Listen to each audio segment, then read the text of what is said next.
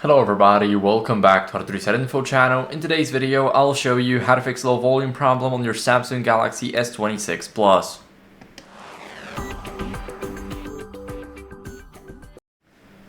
So first, what you guys want to do is go over and adjust the media and the call volume. So to adjust the call volume, you need to be in an active call. So if you call up somebody for an example, then you will be easily able to change it by pressing the volume up button right here. But if you do not have a SIM card like me, then you won't be able to change it unless you call up somebody on, let's say, WhatsApp. Next, what you guys want to do for the media volume, simply go to the settings, and here in the settings we're gonna go to sound and vibration, go to the volume section, and here make sure that the media is turned all the way up. Now what you guys want to do is max it out, so turn it all the way to the right just like me, and after that what you guys want to do is go back and scroll to looking for something else. This is a quick shortcut. We're gonna go to do not disturb. Make sure that do not disturb is disabled. It's very important because there was a glitch back then whenever you had your do not disturb enabled, then it will lower the volume. Of course, it will mute all calls, notifications, etc.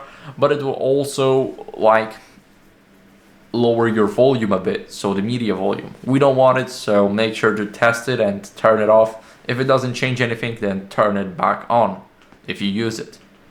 What you guys want to do next is clean the speaker port. So if you have a low volume problem on your headphones, wired headphones right here, make sure to clean the charging port because it can block the connection. And here we have the speaker grill for an example, and we want to make sure that it's very clean because we don't want to go around with our dusty speaker because it can also lower our volume.